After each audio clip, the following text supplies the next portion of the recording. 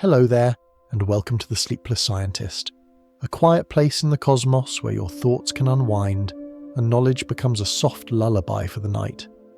Tonight's journey will take us into a subject that is as intimate as it is vast, the fleeting present we call now. But before you settle in and get cozy, I'd love if you could take a moment to like this video and subscribe, only if you truly find these quiet explorations enjoyable. And when you're ready, leave a comment to let me know where in the world you're listening from and what time it is for you right now. It's always such a joy to see the way our little constellation of listeners spreads across the globe. Some already halfway into their dreams, some sipping an evening tea, and others watching the sun just climb above the horizon. Each of us tuning in from different corners of Earth, yet sharing this moment together. Now, feel free to dim the lights, perhaps fluff your pillows, or maybe turn on a fan for that soft hum that fills the quiet between words. If you have a pet curled up beside you, you might notice how effortlessly they drift into their own version of now, unconcerned with cosmic mysteries. Wherever you are, let the air settle around you, let your shoulders ease and let your breath find its own gentle rhythm. Tonight, we will move slowly, because the subject itself is slippery, delicate, and not something to be rushed. Think about how naturally you use the word now. You might say, I'm hungry right now, or it's raining right now, or I'm listening to a quiet science video right now. The word slips easily into every corner of language, as though it is the most obvious of truths. Yet, the moment you try to hold on to it, to really define it, it vanishes. That now you just named has already become the past, replaced by another, and then another. It's like trying to grasp the surface of a flowing river with your fingers. The water is already downstream before you feel the coolness on your skin. We often imagine the present as a knife's edge between the past and the future, a razor-thin moment cutting across the whole universe. But if that is true, how wide is the blade? A second? A millisecond? The brief instant when light strikes your eye? Or the even briefer instant when your neurons catch up and create the image? There is no single agreed answer, because even defining the word now is like trying to catch a soap bubble without popping it. Philosophers have wrestled with this mystery for centuries. To some, only the present moment exists. Past and future are shadows, illusions, mere memory and imagination.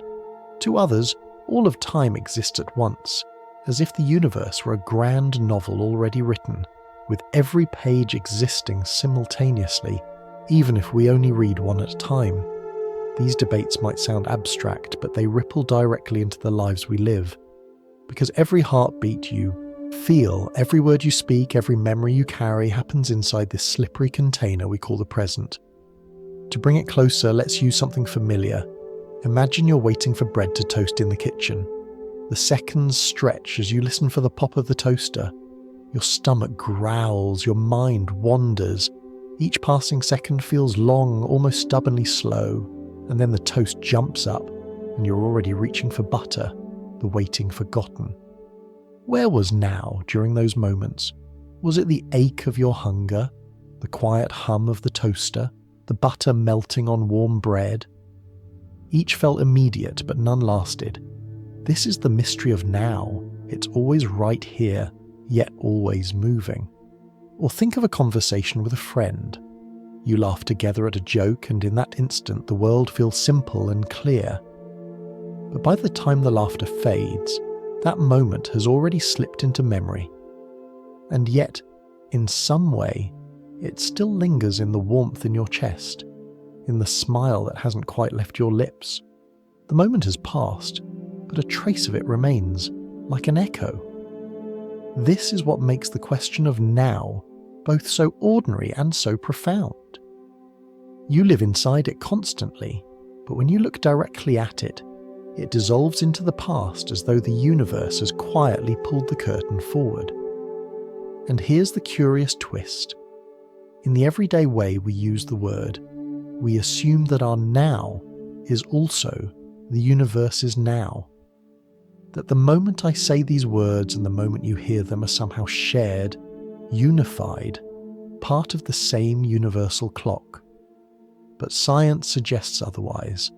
Einstein's relativity showed that there is no single, global presence stretching across the cosmos. What feels simultaneous to one observer might not be simultaneous to another, especially when separated by great distances or moving at different speeds. That means the very idea of now isn't as universal as we once thought. It's personal, local, shaped not just by your senses and your brain, but also by the physics of space and time itself. Already, you can feel how this gentle word, so common in our sentences, contains multitudes. It is a fleeting spark, a personal perception, and perhaps not even a fundamental feature of the universe. But don't worry, we won't be rushing headlong into equations or technical puzzles. Instead, we'll move like evening clouds drifting across a twilight sky. We'll explore relativity through train rides and lightning strikes. We'll wander through the night sky and discover that every star is a time capsule, showing us a different slice of now. We'll open the philosophical door to the block universe, where every moment exists eternally. And we'll also turn inward to the brain, the heart, and the quiet ticking of memory and dream, to see how your now is stitched together. For tonight, it's enough simply to pause and feel the strangeness of it. The present moment is all we ever experience, and yet it seems impossible to pin down. It slips, it stretches, it disguises itself, and still it surrounds you right now. Like the soft ticking of a distant clock, it's always there, reminding you that you are here, alive, in this breath, in this gentle unfolding. So settle in, sleepy voyager. The mystery of now is waiting, and our journey has only just begun. Take a slow breath and let it out gently. As you do, notice how even that moment has already passed. It feels like you are sitting in the middle of something solid, the present. But in reality, the ground beneath your feet is moving, like a conveyor belt carrying you forward whether you want it to or not. The philosopher St. Augustine once confessed that he knew what time was until someone asked him to explain it. The same could be said for the present. You live inside it every second of your life, yet when you try to hold it still, it vanishes like mist dissolving in morning sun. Think about the seconds on a clock. The hand ticks forward. Tick, tick, tick, each moment announcing itself proudly before stepping aside for the next. We call this movement the present, but is the present the exact instant of the tick? Or is it the space between ticks? Or perhaps the whole sweep of the hand across the dial? Try to define it too tightly, and the moment collapses, slipping into memory even as you speak its name. For many people, the present feels like a narrow doorway. On one side lies the long hallway of memory, your childhood, your conversations, the breakfast you ate this morning. On the other side lies imagination, tomorrow's to-do list, your hopes, your worries. And the doorway itself, that thin sliver we call now, feels like the only part of the building we can truly stand inside. But the truth is stranger. Neuroscientists have found that your brain actually edits what you perceive as the present.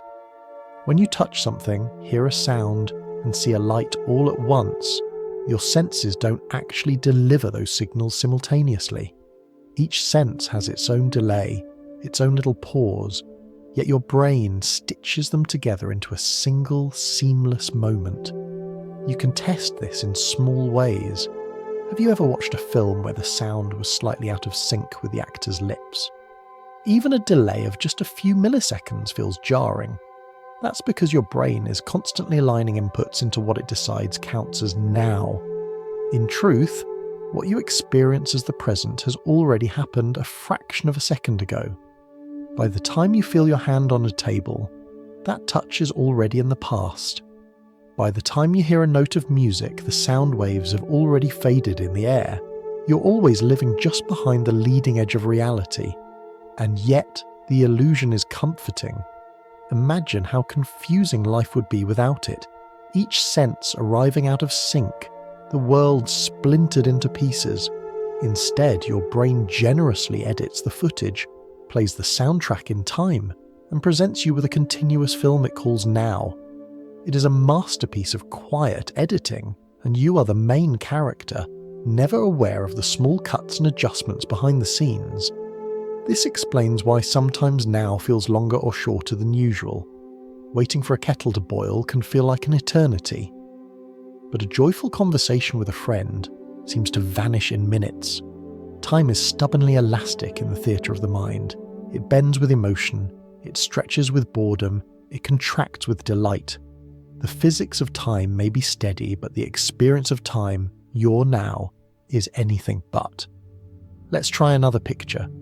Imagine holding a camera and snapping a photo of a sunset. The image is still, frozen, preserved forever. Looking at the photo later, you may feel the warmth of that evening again, but the actual present of that sunset is gone. The air has cooled, the sun has long set, and perhaps the people who stood beside you have moved on to other things. The photograph is a memory, and yet, when you look at it, it briefly becomes a kind of present once again. This shows how slippery now is. It can be stretched backward by memory or pulled forward by anticipation. Children often experience this differently. Think of a child on a summer afternoon running barefoot through grass. For them, the afternoon feels endless, like the whole world has paused to hold that one glowing stretch of time. Adults, however, often feel their days rushing past. Scientists suggest that this may be because as you age, each year becomes a smaller fraction of your total life. For a child, a year is vast. For an adult, it feels brief. In this way, the experience of now is coloured by the scale of your memory, by how many yesterdays you already carry. It's important to notice how often we treat the present as if it were static. We say, the present moment is all we have. And that's true, but it's also misleading, because the present is not a thing you can possess. It's a moving target, a horizon you can never quite reach. Perhaps that's why mindfulness practices focus not on holding the present still, but on simply paying attention as it flows. When you listen to your breath, or notice the sensation of warm tea in your hands, you are not freezing time. You're simply learning to stand inside the stream without demanding that it stop for you. Even language betrays the problem. Try saying, right now. By the time you finish the phrase, the now you meant has already slipped into the past. And yet we keep using the word, because without it, we would feel adrift. We need the illusion of a stable present to organize our lives. The brain delivers it. Language affirms it. But the deeper we look, the clearer it becomes. The present is a moving surface, not a solid floor. And here lies the great question. If the present is always sliding away, then what exactly do we mean when we say, this is happening now? Is it a personal experience tailored by your brain? Or is it a cosmic reality shared by stars and galaxies? In the next steps of our journey, we will begin to see that science leans toward the first answer. That your now is yours alone, sculpted by motion, distance, gravity, and even the quiet machinery of your mind. So as you rest here, in this moment, notice how, even as you hear these words, the now that carries them has already flowed downstream, and yet you are still here, still listening, still anchored in this endlessly moving present. Close your eyes for a moment and imagine yourself standing in a wide, open field just after a summer storm. The clouds are still heavy, the air smells of wet grass, and in the distance a bolt of lightning cracks the sky. A second later, you hear the thunder. The flash and the roar belong to the same event, yet they arrive at different times. You know why, of course. The speed of light is faster than the speed of sound. But notice what your mind does. It still treats them as one single now, stitching the sight and the sound into a coherent memory. Now stretch this thought a little farther. What if you and a friend are standing at opposite ends of that field when two lightning bolts strike at once? For you, they may look simultaneous. For your friend, one might appear just slightly earlier than the other. Who is right? Intuitively, you might say both bolts must have struck at the same time, and one of you is simply misperceiving it. But Einstein revealed something more unsettling. Simultaneity itself is not absolute. Two observers moving differently, or separated by distance, may disagree about whether events happen at the same time, and they can both be correct. This is the heart of Einstein's special relativity. Before him, most people imagine time as a grand universal clock. It's ticking the same everywhere, its rhythm steady across the cosmos. The now on Earth would match the now on Mars, on a distant star, or drifting at the edge of the galaxy. But relativity shows that this is an illusion. There is no single, universal present. Instead, every observer carries their own slice of now, defined by their motion and position. Picture two trains moving in opposite directions, each carrying a passenger in the middle of a carriage. At the exact moment their trains pass one another, bolts of lightning strike the ends of both carriages. The passenger on the first train, rushing forward, sees the lightning at the front of the train slightly earlier than the bolt at the back. For the passenger moving the other way, it's reversed. Each insists their observation is correct, and according to physics, each is. What this means is startling. Now is not something shared across the universe. It is local, personal, observer-dependent. For centuries, people thought of the present as a razor-thin line slicing the universe into past and future. Relativity bends that line into something more flexible. What counts as the present for one observer may include events that, for another, belong to the past or the future. Imagine how disorienting that is. The very moment you call now could already be history to someone else, or not yet begun. The universe does not pause to offer a single synchronized instant to all its inhabitants. Instead, it weaves countless overlapping timelines, each one valid, each one slightly out of step with the rest. And yet, here you sit, perhaps lying in bed, perhaps listening on a couch, feeling the pull of your own personal present. It doesn't feel fractured. It doesn't feel relative. That's because your senses, like the conductor of an orchestra, insist on harmony. The brain takes signals arriving at slightly different times and reshapes them into a unified now. You might be living in a private stream of time, but your perception is smooth, like a melody played without hesitation. This is why Einstein's discovery was so shocking. It wasn't just that clocks could tick differently in motion. It was that the very notion of simultaneity, the idea that two things can truly happen at the same time, has no universal meaning. It's a bit like standing in a hall of mirrors. Every reflection is real, but no two quite match. The cosmos is full of mirrors of time, each showing its own version of now. If this all feels a little dizzying, think of something simpler. A video call with a friend across the ocean. The conversation feels instant, but in truth, the signals take time to travel, and each of you hears the other with a small delay. The two of you never quite share the exact same moment, though it feels as if you do. Scale that delay up, stretch it across light years and galaxies, and you arrive at relativity's strange conclusion. Now is a matter of perspective. What then does this mean for the idea of the present moment?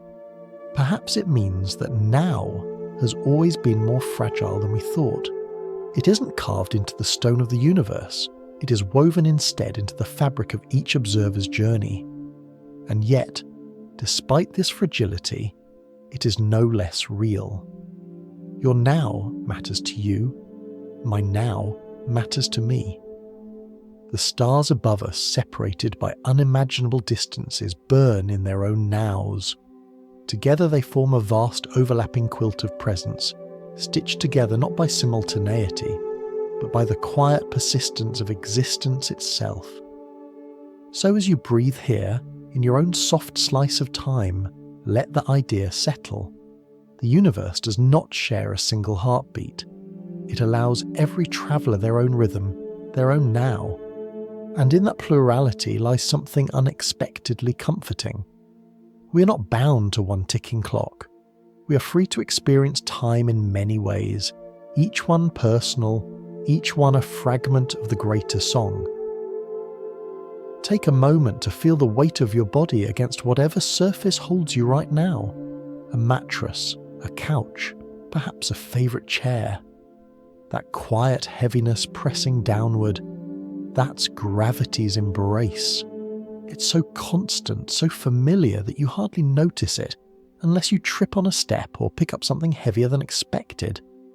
But in truth, gravity is not only holding you close, it is also quietly shaping your personal sense of time. Einstein's great insight was that gravity is not a force in the traditional sense, tugging like an invisible rope. Instead, it is the bending of space-time itself. To picture this, imagine placing a bowling ball on a trampoline. The surface dips, curving toward the ball. Roll a marble nearby, and the marble spirals inward, not because the ball pulls it, but because the fabric itself guides its path. The same is true of planets orbiting stars, or moons circling planets. They're not being dragged along. They're following the curves that gravity has sculpted in the cosmic fabric. But here is the part that is less often told, the part that stretches the imagination. The curves of space-time do not just bend the paths of objects, they also bend the flow of time itself. A clock sitting deep in a gravitational well, say on the surface of Earth, ticks a little more slowly than a clock far away, floating in weaker gravity. The difference is small for everyday life, but measurable. In fact, it must be accounted for every single day by the engineers who keep our GPS satellites running. Without corrections for both their speed and their altitude, the system would drift, and your phone's map could be wrong by kilometers within hours. This means that time is not uniform. It does not march forward identically everywhere. It is sensitive, pliable, shaped by the gentle hand of gravity. Imagine two identical twins. One stays on Earth, the other travels to a massive planet with stronger gravity. When they reunite, they discover that their personal clocks do not match. To the one who remained, more time has passed. The one who journeyed into stronger gravity has experienced fewer ticks of the clock. They are still siblings, but no longer perfectly aligned in age. Their nows have been personalised. It is a strange thought, that the simple fact of standing at sea level or on top of a mountain changes how fast time moves for you. Your head, perched higher than your feet, is in slightly weaker gravity, which means, astonishingly, your head is aging ever so slightly faster than your toes. Not enough for you to notice, of course, but enough to make physicists smile and instruments record the difference. Every breath you take, every step you walk, is accompanied by this invisible stretching and squeezing of time, and this has an oddly human dimension. Think of astronauts on the International Space Station, circling Earth once every 90 minutes. Up there, they live in weaker gravity than we do on the ground. Their clocks and their bodies tick a little faster compared to ours. Over months, the difference is still tiny, a fraction of a second, but it is real. Each astronaut returns to Earth slightly out of step, their now having flowed differently while they floated above us. You can imagine how this bends our idea of the present. If time flows at different rates depending on where you are, then there can be no universal now stretching across all of existence. Instead, each person, each place, each altitude carries its own rhythm. Gravity is not just holding you down, it is also tuning the pace of your life's song. A gentle metaphor might help. Picture a river winding its way through hills and valleys. In some places, the water flows fast, bubbling over rocks. In others, it slows, spreading into calm pools. Yet it is all the same river. Gravity shapes time in the same way, speeding it in one place, slowing it in another, but always carrying everything forward. Your now is a quiet eddy in that flow, shaped by the terrain of space-time beneath you. This also means that time itself is woven into the geography of the cosmos. Near a black hole, for instance, gravity becomes so strong that time slows to a crawl. To an outside observer, an object falling toward the event horizon seems to freeze, never quite crossing the edge. To the object itself, time continues as usual, rushing forward into the unknown. Two different realities, both valid, separated only by the shape of space-time. If that sounds dreamlike, it is. The universe allows for many versions of now, each sculpted by invisible curves. So when you sink into your bed and feel the weight of the blankets, remember that gravity is not only cradling you in space, it is also quietly defining your personal present. The now you're experiencing is unique to your position on Earth, unique to the distance between your heart and the stars above you. And in that uniqueness lies a quiet wonder. You're not sharing a single cosmic moment with the entire universe. You're living inside your own. Perhaps this realization could be unsettling. If no universal now exists, then what connects us? But here is the comfort. Although our clocks run differently, our stories still overlap. We still meet, still laugh, still share meals and music. The differences are small, and they remind us that time, like life, is richer and more varied than a single rigid rhythm. So let gravity's gentle hand rest on your shoulder tonight. Let it remind you that your now is yours alone, shaped by where you stand and how you move. It may be fleeting, it may be relative, but it is always real and always quietly carrying you forward. Imagine two friends deciding to take a photograph together. One stands at the bottom of a tall hill while the other climbs to the top. They smile, wave, and snap a picture at what they both call the same time. Later, when they meet again, they compare their watches. To their surprise, the times do not perfectly align. The friend on the hill has lived through a fraction more time than the friend in the valley. Neither noticed it, of course. The difference was only nanoseconds. Yet it was there. A small reminder that the universe does not hand out a single, universal now. Each of us carries one of our own. This is the heart of relativity's gift and its strangeness. Time is not one continuous sheet draped equally over all of existence. It is a patchwork quilt, each square sewn from the perspective of an observer. The stitches that hold the quilt together are light signals, conversations, exchanges of information, but each square has its own pattern, its own rhythm. Think of a family scattered around the world. One member calls from Tokyo, another from London, another from New York. They laugh together on a video call, sharing what feels like the same present. But the truth is that each one experiences it differently. For some, it is morning with birdsong drifting through an open window. For others, it is deep night, the city quiet. Add relativity to the mix, and even the flow of their personal seconds begins to diverge ever so slightly. One person's now is never precisely another's, and yet, from the warmth of their voices, they create a shared illusion of simultaneity. The everyday world hides this truth because the differences are so small, but the universe reveals it in grander settings. Astronauts aboard the International Space Station orbit Earth at nearly 28,000 kilometers an hour. The combination of their speed and their altitude means their clocks tick differently from ours. After months in orbit, an astronaut returns home just a tiny fraction of a second younger than if they had stayed on the ground. Time flowed more slowly for them. They're now stretched at a different pace. Travel further still and the differences widen. Place one observer near a black hole and another far away, and their sense of time becomes dramatically different. To the distant observer, the one approaching the black hole seems to slow down, movements dragging, words stretching into silence. But to the traveller themselves, nothing unusual is felt. Their heart beats, their thoughts unfold, their now flows naturally. Both perspectives are correct, yet they do not match. Each one is personal, sculpted by the curves of space-time beneath their feet.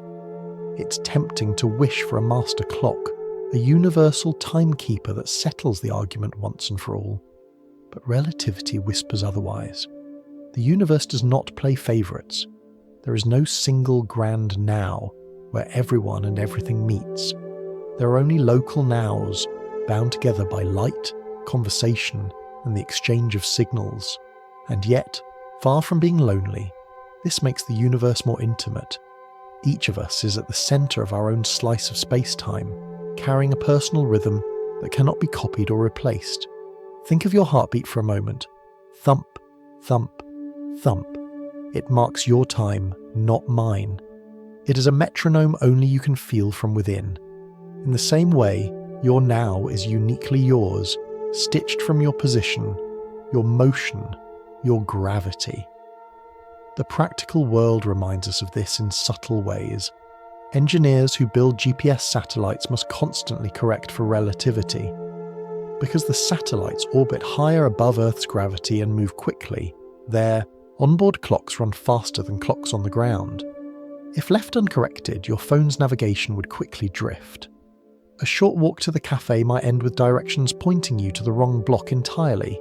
So, hidden beneath your morning stroll or your evening drive, relativity is working, aligning the personalised nose of satellites with your own so that your map feels seamless.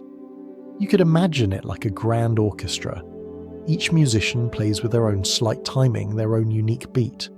Left unchecked, the music would become chaos, but with careful adjustments, with subtle corrections, the orchestra produces harmony. GPS, in its quiet way, conducts the many nows of satellites and Earth into one song, so that your journey feels smooth. This reveals a deeper truth. Our now may be personal, but it is never isolated. Just as family members on a call bridge time zones and satellites bridge clocks, we weave our many nows into shared experience. You and I may not occupy the same exact present in the language of physics, but in the language of connection, we meet right here, right now, in the space of these words. So let your thoughts drift for a moment to the comfort of that idea. Your now may be yours alone, shaped by the invisible hands of motion and gravity, but it is also stitched together with countless others.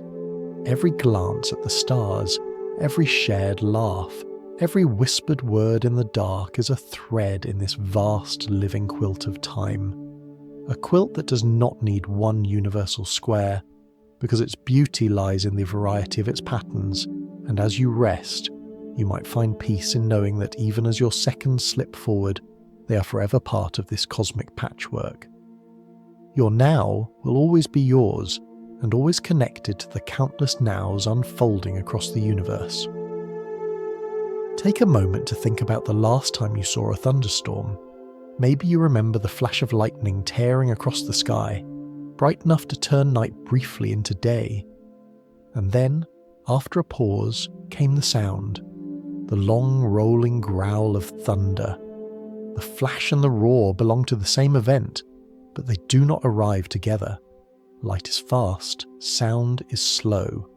Your eyes see almost instantly what your ears must patiently wait to hear. Now stretch this picture into the cosmos. When you look up at the night sky and see a star twinkling, you're not seeing it as it is right now. You're seeing it as it was when the light left its surface, perhaps decades or centuries ago. That star could already be dimmed or changed, but its message, its light, continues to travel through the emptiness until it finally brushes against your eyes. Even the familiar sun is part of this trick. When you step outside on a bright afternoon, the sunlight warming your face left the sun about 8 minutes earlier. If the sun were to disappear in this instant, the Earth would not know for those 8 long minutes. We live in the past without noticing it, wrapped in the gentle delay of light. This delay is not a failure or a flaw. It is simply the way the universe works. Light has a finite speed, and although it is unimaginably fast, nearly 300,000 kilometers every second, it is not infinite. That limit becomes the thread that stitches together the tapestry of what we can see. The sky is not a live broadcast. It is a recording, replayed to us on delay. everyday life hides this fact because our world is so small compared to cosmic distances. If a friend waves to you from across a cafe, the light takes only billionths of a second to reach you. Your brain cannot detect the delay, but scale up the distance and the illusion of immediacy falls away. Light from the moon takes about 1 second to arrive. From the nearest star beyond our sun, Proxima Centauri, it takes over 4 years. When you gaze at that faint dot in the sky, you're seeing a star as it was when you were 4 years younger. The present you share with it is not the same. It is a curious thought, isn't it? That you are surrounded not by the universe as it is, but by the universe as it was. You might imagine yourself in a hall of mirrors, each one angled slightly differently, showing not a reflection of now, but of then. Each mirror a messenger from a different time, each beam of light carrying a story that began long before you thought to look up. If this sounds unsettling, let it also be comforting, because this means that nothing is ever truly lost in an instant. The glow of a star continues its journey long after the moment of its birth. The universe keeps sending postcards, even from ages past, and you, here tonight, are the reader. Think of a candle in a darkened room. You strike the match, the flame blossoms, and then you blow it out. Even after it vanishes, the light continues travelling outward, filling the room, bouncing from walls, eventually fading into imperceptible traces. On a cosmic scale, stars do the same. Many of the lights you see above may no longer burn, but their messages still cross the void, still reach you, still whisper, "I was here." This finite speed of light is more than just a delay. It is also a kind of gift. It turns the night sky into a time machine. Looking up becomes looking back. You are not just an observer of the present, you are an archaeologist of starlight, a collector of ancient signals. With every glance, you piece together a patchwork of histories, some a few minutes old, some centuries, some billions of years. Each beam is an echo from a different chapter of the universe's story. And what a gentle realization. Your own present, the word you're hearing right now, is already becoming light as well. Every second, photons scatter from your skin, your movements, your lamp, your breath. They race outward into the dark. Long after this moment has passed for you, its faint signature may still drift somewhere between the stars. In a very real sense, every now has a way of lingering. So tonight, as you lie back and maybe picture the sky above you, remember that the light you see is never quite current. It is always history, still on its way, still arriving. The stars are patient storytellers, speaking across the gulf of time, each one delayed but no less bright. And you, here and now, are both listener and participant in this grand conversation. Let the thoughts settle gently. The universe does not allow us to see the present directly. It always shows us the past. And yet, in doing so, it gives us a gift. The ability to hold countless moments of then inside our now. Imagine walking into a museum, the kind where each room carries you deeper into the past. The first gallery shows the recent decades, familiar photographs, colours still vivid, stories still recognisable. The next gallery steps back further, centuries old, paintings cracked but luminous. Continue wandering, and the exhibits grow older still. Ancient carvings, worn statues, fragments of civilizations long gone. Now, instead of walking hall to hall, imagine you simply look upward. The night sky is that museum, and every star, every galaxy, is a gallery frozen at a different age. This is the astonishing consequence of light's finite speed. When we look at distant galaxies, we are not witnessing their present, but their past. The farther the galaxy, the older the message. Some of the faintest specks our telescopes capture have been travelling for billions of years. By the time that light enters our eyes or our instruments, entire cosmic dramas have already unfolded. Stars may have been born and died. Whole galaxies may have merged or drifted apart. Yet we see them in youthful snapshots, as they were when the universe itself was young. Think of the Hubble Space Telescope, floating quietly above our atmosphere, or the James Webb Space Telescope stationed even farther out. They are not simply cameras peering into space, they are archaeologists of light. When Webb captured the image of galaxies from over 13 billion years ago, it was like opening a time capsule from the dawn of creation. Those swirls of faint light were already ancient before Earth itself had formed. And here you are, lying back tonight, able to see their glow, as if touching a postcard delivered across the vastest distance imaginable. Everyday life rarely confronts us with such scales, so it helps to anchor the idea. Think of family photo albums. The top page might show last year's birthday, candles and laughter fresh in memory. Beneath it, older pages reveal you as a child, or perhaps your parents when they were young. Each photograph is a record, a frozen now from the past. Galaxies are much the same. When we gaze upon them, we are leafing through the universe's scrapbook, page after page of moments too distant to be current, but too precious to vanish. There is something comforting in this. It means that nothing in the universe disappears without leaving traces. Light is patient, carrying its stories across gulfs of time so wide they are measured not in miles, but in billions of years. When you step outside at night, you join a vast, unhurried library of memory. The stars are shelves, the galaxies are books, and each photon that reaches you is a word written long before your own story began. Now picture the way these telescopes collect light. They wait, quietly and steadily, gathering photons one by one, like drops of rain filling a jar. Each drop is ancient, having travelled in silence since before human eyes ever opened. And when enough have gathered, the picture emerges, an image of a galaxy as it once was. It's not unlike listening to an old record. The notes may be scratched and faint, but the melody still carries, reminding you of a moment long past. The thought may feel overwhelming, that the sky you see tonight is a quilt sewn from countless different ages. But it can also be deeply soothing. It means you are always surrounded by history, not in dusty textbooks or faded monuments, but in the very light that falls gently into your eyes. Every blink contains millions of years. Every glance upward makes you both observer and time traveller. And perhaps the most magical part is this. Somewhere, far away, the light of this very moment is also leaving you. Photons scatter from your face, from the room where you sit, from the glow of the lamp beside you. They rush outward into the dark.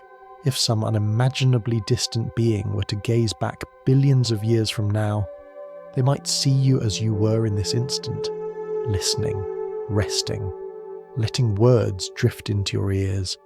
Just as we now see the faint silhouettes of galaxies at their beginnings, someone someday could see our own faint traces. So next time you see an image from Hubble or Webb, remember that you are not just looking at pretty pictures, you're looking into a museum where time itself is the exhibit. Galaxies caught in mid-gesture, light frozen mid-journey, whole cosmic cities preserved in snapshots that predate your existence by billions of years. And as you breathe slowly tonight, let that image soothe you. You're part of the same story, one more page in the scrapbook of the universe.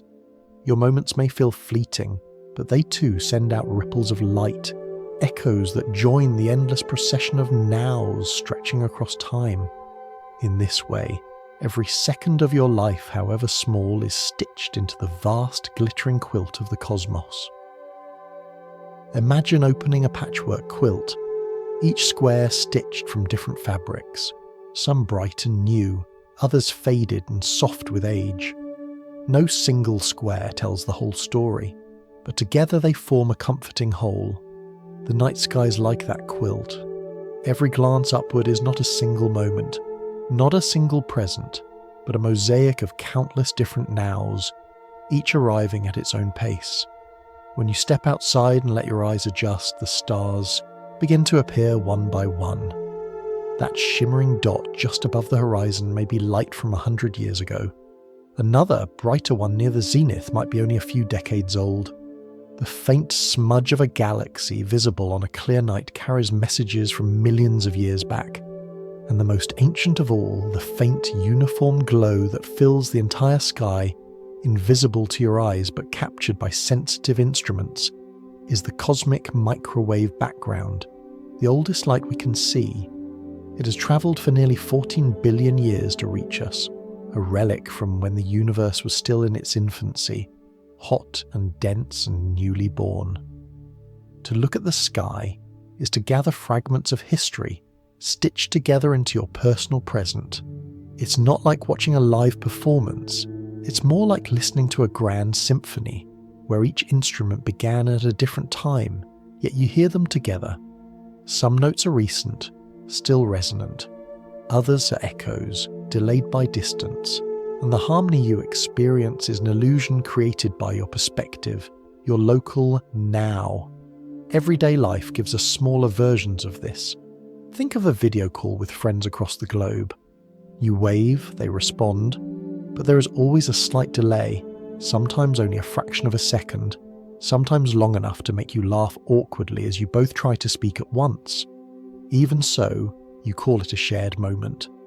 The distance inserts little pockets of then into your now, but the technology makes it feel seamless. Now imagine that same delay stretched not across continents, but across galaxies.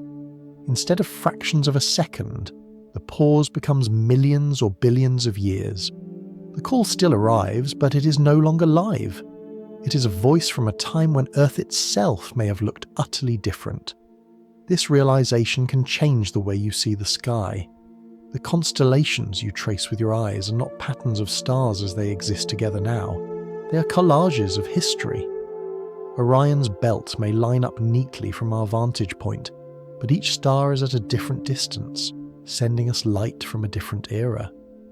You're looking at an arrangement that never truly existed at once, but that your mind, generous and patient, combines into a single figure. And if you let the thought linger, it becomes almost poetic. Every time you gaze upward, you are surrounded by memories. The present is not a clean slice, but a layered collage, a patchwork sewn from threads of then. It means you're never alone in your now. You carry with you an entire gallery of past moments, woven seamlessly into your experience of the present. Scientists sometimes call the cosmic microwave background the afterglow of creation.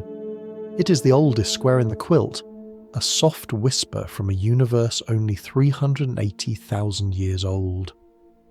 Long before galaxies, before stars, before even the atoms in your body were formed, this light began its journey. Tonight, as you rest, that same light still pours gently into your world like the faintest lullaby sung across time. You cannot see it with your eyes, but it is always there, filling the night with a patient hush. And yet, even as we collect these echoes, we continue to add our own. Every moment of your life is also sending out signals, radio waves, light, even the faint heat of your body radiating into space. Like the stars, your now becomes someone else's past, should anyone ever be there to notice. In that sense, the quilt keeps expanding, stitched not only by galaxies, but also by every living thing that has ever existed. Perhaps this is what makes the universe so deeply human to contemplate.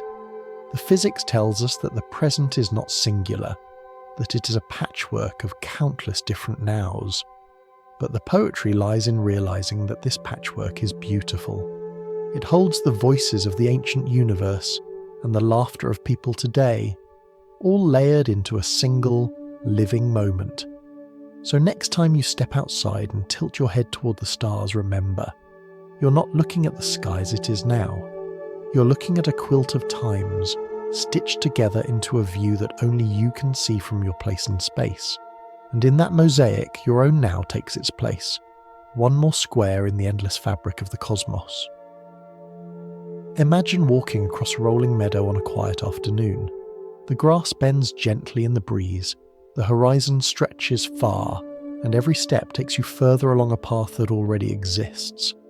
You don't create the meadow as you walk. It is already there, waiting. In many ways, this is how some physicists and philosophers describe time. They call it the block universe or eternalism. The idea that past, present and future all coexist, like the entire meadow laid out before you. What we call now is simply the patch of grass beneath our feet. This picture is radically different from the way most of us live. We tend to imagine time as flowing, like a river carrying us forward from the past into the future. But in the block universe, time is not a river. It is the entire landscape, already formed, already there. The riverbanks, the bends, the faraway springs, all exist simultaneously. You, the traveller, only experience one bend at a time, and you call that bend the present. An everyday anchor can help here. Think of reading a book. When you open it, you turn to a single page. The characters speak, events unfold, and for you, that page is the present. But you know that the earlier pages are still there, filled with moments you can revisit. You also know that pages ahead already exist, even if you haven't read them yet. The story is complete, bound together in a single volume. Your present is only one page in the larger narrative. This is how eternalism suggests we live. Each moment of our lives, childhood laughter, teenage doubts, the coffee you sipped this morning, still exists within the block of time, preserved like pages in a book. Future moments exist as well, though you haven't yet turned to them. From within, you experience only one page at a time. From outside, the whole story sits together, timeless. It is a strange and even unsettling thought. If the future already exists, do we truly choose our path? Or are we simply travellers moving through a landscape already drawn? Some find this idea claustrophobic, as if free will dissolves under the weight of inevitability. But others find comfort in it. Every moment you have ever cherished, every hug, every laugh, every tear, still exists within the block. Nothing is lost, nothing vanishes. The past is not gone. It is simply another region of the meadow you have walked through. Relativity itself points toward this view. Remember how simultaneity slips away, how one person's now may be another's past or future. If that is true, then perhaps all moments are equally real. What you call the present is simply one slice through a four-dimensional landscape of space-time. The cosmos does not privilege your now over someone else's. They all coexist, like layers of rock in a canyon wall, each formed in its own time, each still present if you know where to look. Try imagining time not as a line, but as a block of marble. Within it, every figure, every detail of a sculpture already exists. The artist's chisel merely reveals what is there. In the same way, your life may already be contained in the block of space-time. You're both the sculptor and the sculpture, carving your way through, one present moment at a time. Of course, this is not how we feel in daily life. To us, time flows. We remember yesterday, but not tomorrow. We feel change, growth, decay. The block universe challenges that intuition, suggesting that the flow is a trick of perception, not a property of reality itself. Your brain strings moments together like frames of a film. Watching them in sequence, you experience motion, growth, and passage. But the film strip itself already contains the beginning, the middle, and the end. There's gentleness hidden in this view. Think of a loved one who has passed away. In the flow model of time, they are gone, irretrievable. In the block model, their moments still exist, preserved in the structure of space-time. Their laugh, their smile, their presence are part of the landscape forever. You may no longer stand on those pages, but they have not been torn from the book. They are there, eternal. So tonight, as you drift toward rest, imagine yourself not on a river, but in a meadow.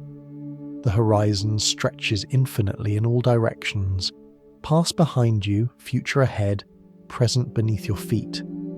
You walk step by step, page by page, but the meadow itself is whole. Every flower that bloomed, Every shadow that fell, every bird that crossed the sky is still there, woven into the fabric of the landscape, and so it may be with time. Whether this picture is true or not remains a mystery. Science offers hints, philosophy offers interpretations, and our hearts offer feelings about it. But in the quiet space of reflection, you can allow yourself to rest in the possibility. The present may be fleeting, but within the block, every moment is forever. Picture a flipbook lying on a table. Each page carries a simple drawing, a stick figure perhaps lifting an arm or taking a step. When you flick through the pages quickly, the images seem to move, flowing from one position to the next. But if you pause, you see the truth. Each page is static, each drawing complete in itself. The sense of motion is not in the pages but in your mind, stitching them together into a story. This is close to what physicist Julian Barber suggests about time. In his radical view, the universe is not a flowing river or even a fixed block. Instead, it is a vast collection of nows, each one self-contained, each one existing without needing to move into the next. Our sense of past and future is nothing more than the mind's way of arranging these snapshots into continuity. It is a bold idea, and perhaps unsettling. If every now exists independently, then what is the self? Are you a traveller moving through snapshots, or are you one of the snapshots yourself? Barber leans toward the latter. We're not moving across time, we're simply experiencing one now, while countless others exist in parallel. Think of photographs again. A family album might hold dozens of pictures. You on your first day of school, a celebration with friends, a quiet afternoon in the garden. Each image is complete. None of them flow into the next, yet together they form a life story. In Barber's universe, reality itself is like that album, except infinitely larger, with every possible now included. Your memories are simply part of the present snapshot, convincing you that there were previous pages and that others will follow. But in truth, only this page exists, vivid and whole. It sounds almost dreamlike, doesn't it? As if the universe is a library of frozen moments, and you're simply a reader holding one book open. The words on the page assure you that there were chapters before and chapters to come, but the only story you truly hold is the one your eyes rest on now.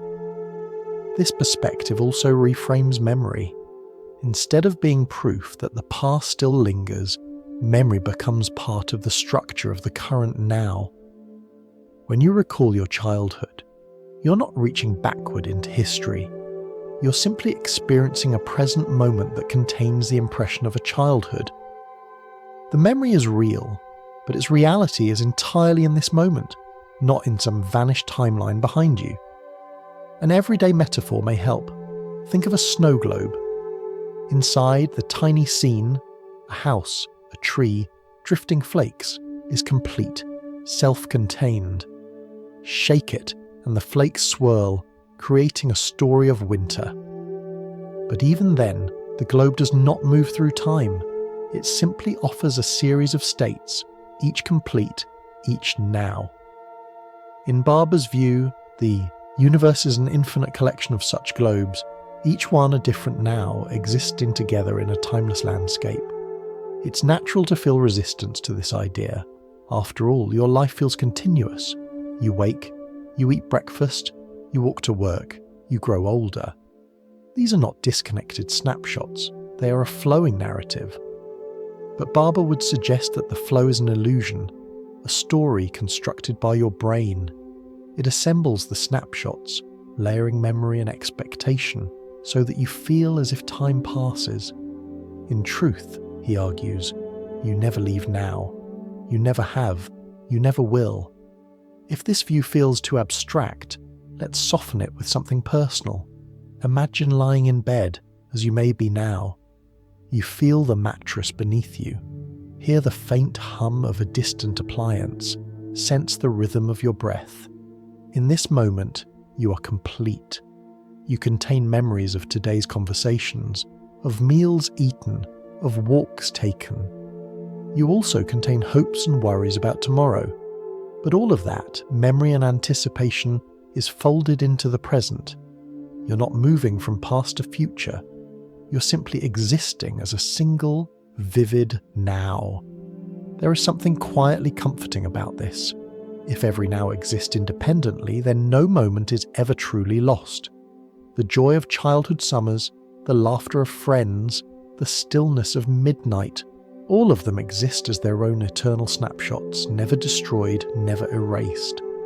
You may not experience them again, but they remain, complete in themselves, like photographs in the ultimate album. Of course, this theory is controversial. Many physicists prefer the block universe, where time is a dimension like space, and all moments coexist within space-time. Barber's view goes further, suggesting we don't need time at all, only a timeless collection of moments.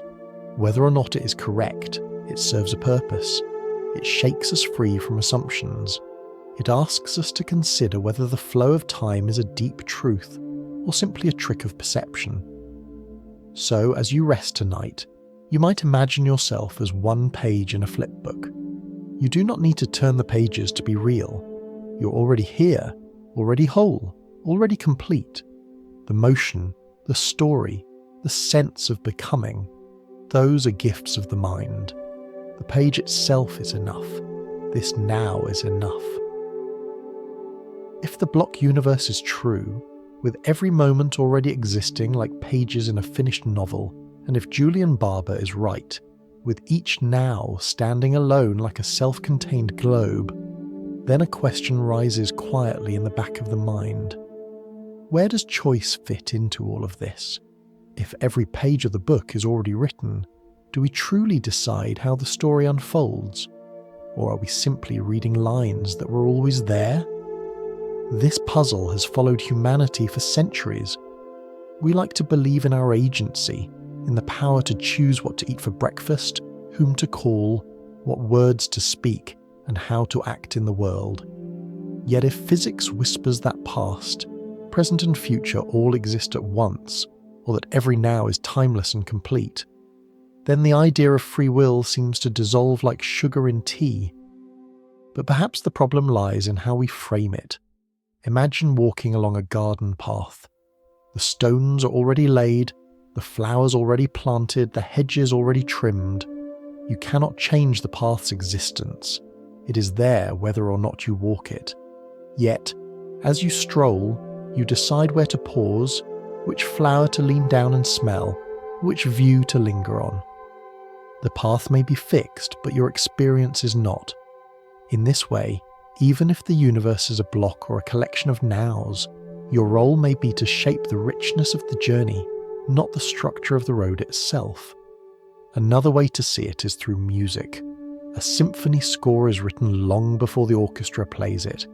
Every note, every crescendo, every pause already exists on the page, yet the musicians still pour themselves into the performance. A violinist chooses how gently to draw the bow. A flutist decides how much breath to give each note. The music is predetermined in structure, but alive in expression. Perhaps free will works the same way. The notes are written, but the way we live them is still ours to give. This softer view of freedom aligns with what many philosophers suggest. Free will may not be the ability to alter the fabric of space-time, but rather the capacity to find meaning and presence within the moments that come. We may not rewrite the book, but we can underline passages, add margin notes, laugh at a scene, or cry at another. We are co-creators of experience, if not of time itself. It is also worth noticing that the feeling of choice is itself part of the present moment. When you decide to turn off a light, to sip water, to continue listening to this video, that sensation of agency is real, even if, on some deeper level, the outcome was already part of the block. The experience of choosing is part of what makes a now complete. Even if the decision was inevitable, your lived sense of freedom gives the moment texture. Everyday life supports this gentler understanding. Think of cooking a meal. You follow a recipe perhaps, but along the way you taste, adjust, add a little more spice, stir a little longer. The broad strokes may be set, but the small acts of choice make the dish uniquely yours. Or think of reading poetry aloud. The words on the page do not change, but the rhythm of your voice, the pauses, the emphasis, all of that is your free contribution to something already written. The paradox may never resolve fully. Physics leans toward determinism while our inner lives insist on freedom. But perhaps the truth is that both can coexist. The path is there, and yet you walk it. The score is fixed, and yet you play it.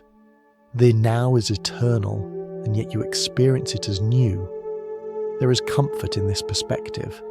It means that your life is not a fragile accident, always at risk of slipping away. It is part of a larger tapestry, securely woven into the fabric of space-time. And at the same time, it means your choices still matter, not because they change the block, but because they shape the meaning of your now. So, as you rest here, consider that free will may be less about altering the universe and more about participating in it fully. To listen deeply, to notice beauty, to show kindness. These are acts of freedom within a universe that may already hold every page. They are what make your now uniquely yours. And perhaps, if all moments exist forever, then every kind gesture, every moment of laughter, every quiet breath you take in peace will always exist too. Your freedom is not to erase or create, but to give your now the best notes you can, knowing they will echo through the timeless halls of the universe. Close your eyes for a moment if you'd like, and listen carefully. Notice how sounds reach you. Perhaps it's the hum of an appliance, the faint ticking of a clock, or a car rolling by in the distance. Each of these signals travels at its own pace, and yet, to you, they arrive as a seamless chorus. You do not hear the world as staggered or broken. You hear it as a single, continuous present. That smoothness is not a gift of the outside world, it is a gift of your brain. Neuroscientists have discovered that your brain does something remarkable with time. It waits. When light enters your eyes, when sound vibrates in your ears, when touch presses against your skin, each signal travels at a different speed. Vision is quick, hearing a little slower, touch slower still. If your brain simply presented them as they arrived, your experience of the world would be fractured, with sight and sound out of sync, never quite lining up. Instead, the brain holds on for just a fraction of a second, about 80 milliseconds, and then stitches them together into what feels like a unified now. It is, in a way, a small act of deception. By the time you clap your hands and hear the sound, that moment has already passed. The sight of your hands meeting and the sound of the clap did not truly happen at the same instant. Yet your brain edits them together, so smoothly that you never notice the delay. The present moment you live in is always slightly behind reality, like a live broadcast running on a subtle tape delay. Consider how this plays out in everyday life.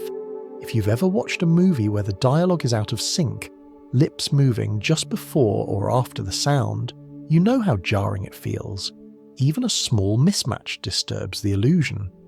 That's because your brain expects alignment. It is accustomed to its own editing, and when the outside world doesn't cooperate, you sense the glitch. This trick also explains why illusions can be so convincing.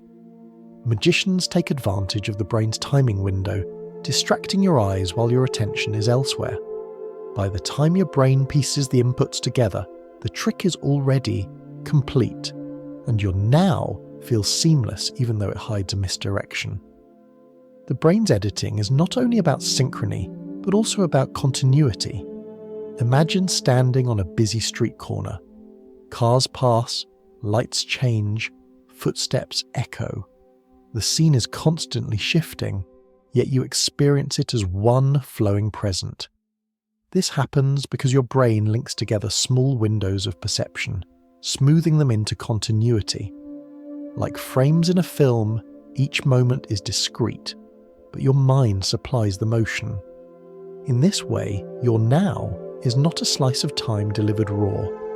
It is a carefully curated production, like a theatre play where the stagehands work in darkness, changing scenery without the audience noticing.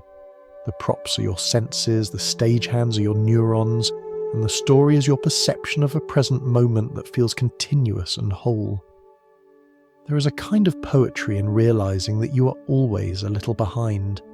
Every smile you see, every note of music, every word you hear is already in the past by the time it reaches your awareness.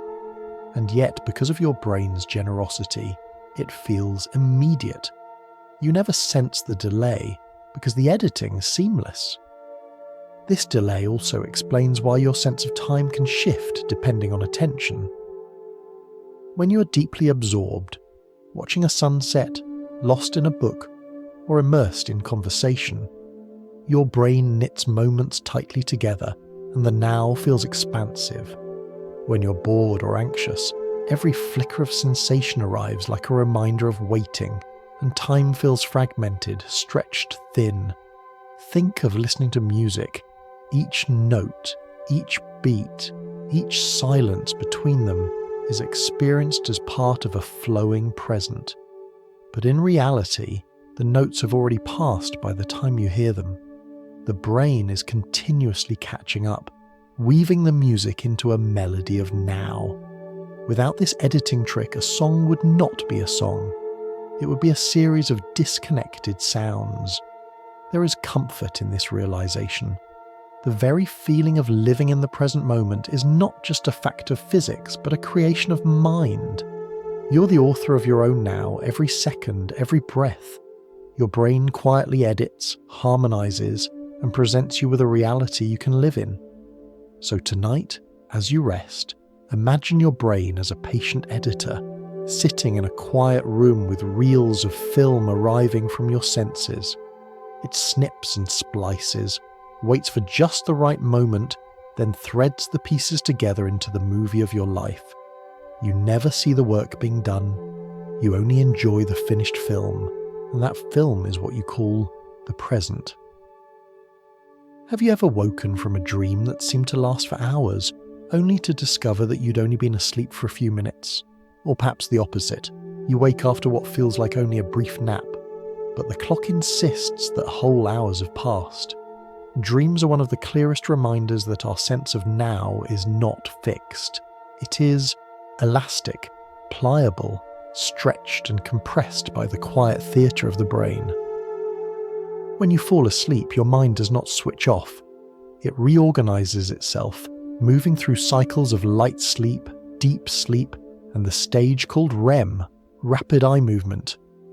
REM is where the most vivid dreams happen.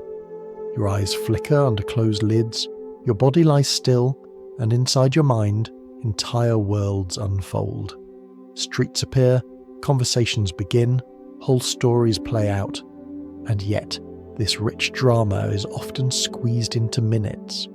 A sprawling adventure might be no longer in clock time than a single song. It is in this stage that time loses its grip.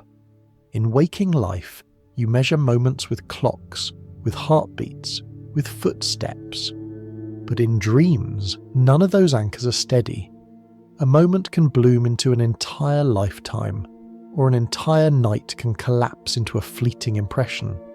The brain's editing trick continues even in sleep, stitching together fragments of memory and imagination into what feels like a continuous now, but a now that obeys different rules. Think of a dream you might remember, walking through a city perhaps, where buildings look both familiar and strange. You meet someone you know, but their face shifts, becoming someone else.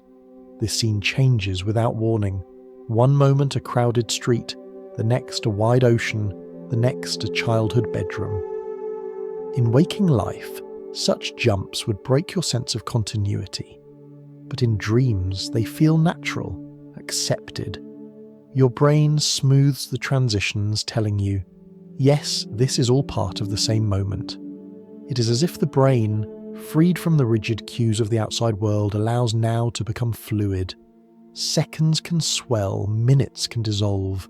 The flow of dream time is not measured in ticks of a clock, but in the intensity of experience.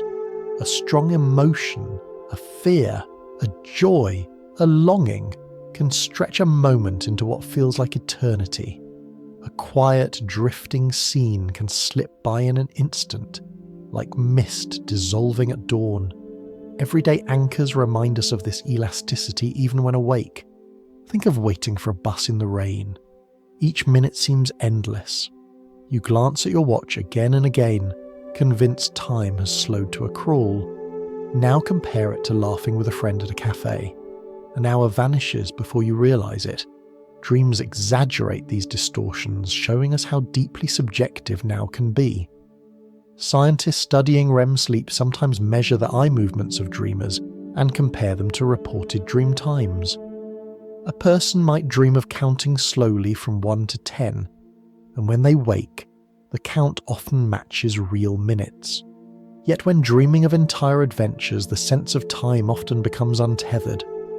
The brain constructs duration not from the ticking of seconds, but from the richness of imagery and emotion. There is something comforting in this discovery. It means that time, at least as you experience it, is not a prison. It can expand to hold entire lifetimes within a night, or collapse into moments of perfect stillness. Even as your body rests, your mind continues to paint and stitch together nows of its own. Dreams also remind us how fragile and creative memory is. You might wake with a vivid recollection, a colour, a sentence, a face, only to feel it dissolve like smoke within minutes. What was once your present now in the dream becomes impossible to hold in waking life. Yet the feeling lingers, a trace of wonder or unease.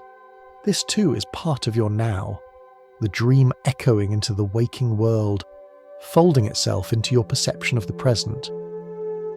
Perhaps this is why dreams have fascinated cultures throughout history. They seem to connect you to something timeless. Ancient people often believed dreams were messages from gods, ancestors, or spirits. Modern science says they are the brain's way of processing memory and emotion. Either way, they reveal a truth. The now you experience is not bound to clocks. It is created, sculpted, and sometimes wildly reshaped by your mind.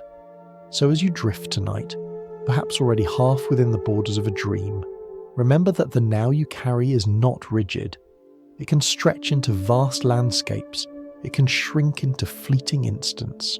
And whether you are awake or dreaming, your brain continues its quiet work of editing, weaving, and presenting you with a moment that feels whole. In waking life, this editing keeps the world stable. In dreams, it lets the world dissolve and reform. Either way, the miracle is the same. You're always given a now you can inhabit, even if that now obeys no rule but its own. Think of the last time you listened to a favourite piece of music. Perhaps it was a song you know so well that you can hum the notes before they arrive. As the melody unfolded, you were not only hearing the present note, you were also holding on to the ones that had just passed, while anticipating the ones still to come. Music reveals something profound. Our sense of now is not just a single instant. It is a blend, a span that stretches backward and forward, containing echoes of the past and hints of the future. Neuroscientists call this the specious present. It is not a single point, but a window, maybe just a few seconds wide, during which the mind gathers experience into a unified whole. Without it, music would be impossible. Each note would appear and vanish without connection, like beads scattered across a floor. Instead, you hear a melody, a phrase, a rhythm, all tied together by the brain's ability to stretch now across time. This stretching is not confined to music. Think of walking into a kitchen and catching the scent of baking bread. In that instant, your mind leaps backward, connecting the smell to memories of childhood mornings, or perhaps a bakery you once visited on a trip. The present moment is infused with echoes of the past, stitched seamlessly into your now. You're not just smelling bread, you're reliving pieces of your history. The same happens in conversation. When you speak with a friend, each sentence you hear is woven together with the last one and the anticipation of the next. You do not hear isolated words, you hear meaning unfolding. The now of that conversation is stretched across seconds, a living bridge between memory and expectation. Sometimes this stretch feels generous. A summer afternoon in childhood can seem endless, each moment glowing, spacious, rich with possibility. Psychologists suggest this happens because so much is new. Your brain is taking in detail after detail, and each one leaves its mark. Time feels slow because memory is laying down fresh tracks, and your now is wide enough to hold them. As you grow older, novelty shrinks, routines deepen, and memory compresses. Years seem to fly by, not because clocks tick faster, but because fewer unique impressions are stored. The now of adulthood often feels thinner, lighter, rushing along. But the opposite can also happen. Think of moments of crisis, a sudden fall, a car accident, an unexpected event. Survivors often report that time seemed to slow down. In truth, the external events did not stretch. Instead, the brain flooded itself with heightened awareness, laying down dense memories. Later, looking back, the moment seems expanded, as though the now at that time was broader, more spacious, holding more detail than usual. Music offers another everyday example. Listen to a fast rhythm and notice how your sense of time adjusts. Your now contracts to keep pace, each beat a stepping stone across the stream. Listen to a slow, ambient piece, and your sense of time expands, each tone lingering, stretching, creating a wider present. The elasticity of now is not only psychological, it is experiential, shaped by attention and rhythm. Memory plays a quiet role here too. Imagine leafing through an old photo album. You pause on one picture, a picnic perhaps. You see the smiles, the food spread on the blanket, the angle of the sun. In that moment, the past re-enters the present. Your now contains not only the physical act of looking at the photograph, but also the feelings and memories it awakens. In this way, memory is not just a record of what was, it is an active ingredient in what is. Dreams remind us of this as well. We've seen how they can stretch or compress time, but they also show how memory and imagination mingle freely. In a dream, your now may contain fragments of a childhood classroom blended with faces from yesterday and places that never existed. The brain edits them together, presenting you with a seamless moment. The lesson is clear. Now is not bound by strict chronology. It is a collage of memory, perception, and expectation. So when you sip tea, listen to music, or watch the glow of a candle flame, remember that your experience of the present is more generous than a split second. It is a field wide enough to gather the past and the future into itself. It is why a song can move you, why a smell can bring tears, why a conversation can carry you effortlessly across an afternoon. And in that generosity lies a kind of comfort. It means you are never trapped in an instant, cut off from what came before or what lies ahead.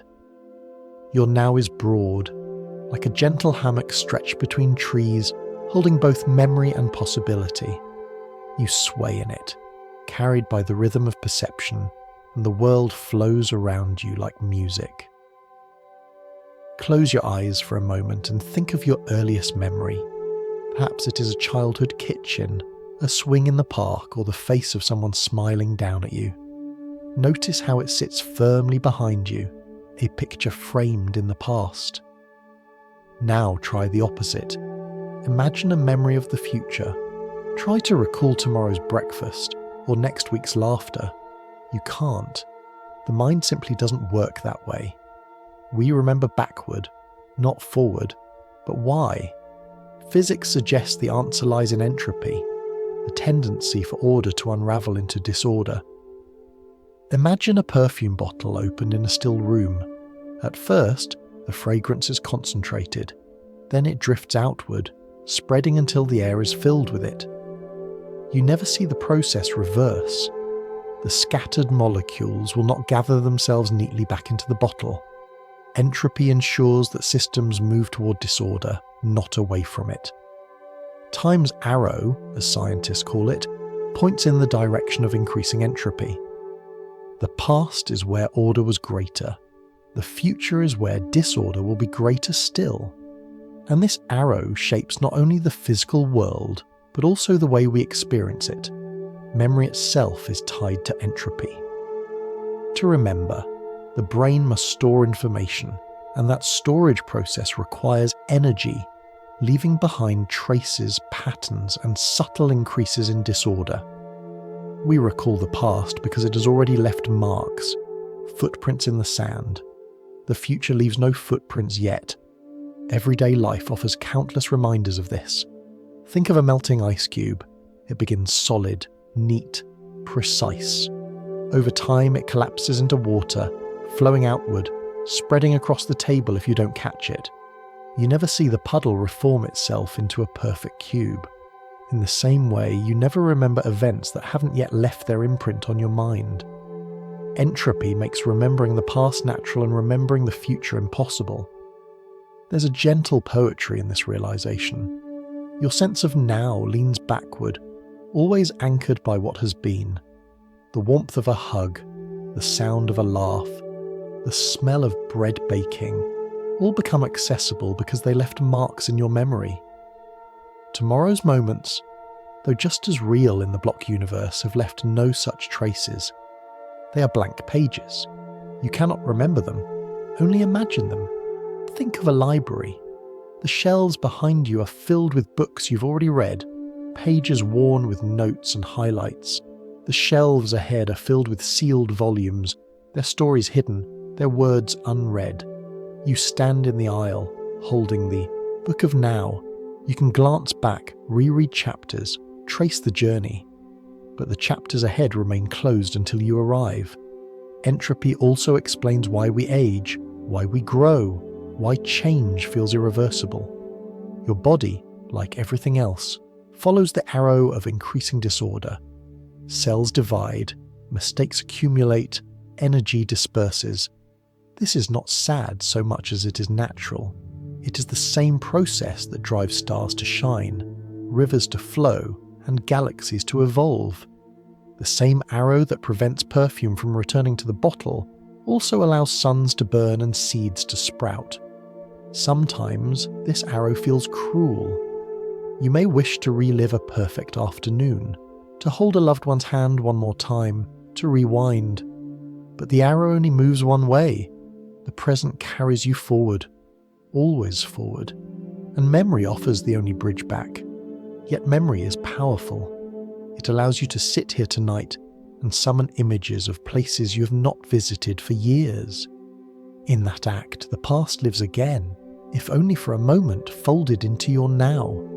There is comfort here too, because the arrow ensures that every moment you live is carved permanently into the fabric of the universe.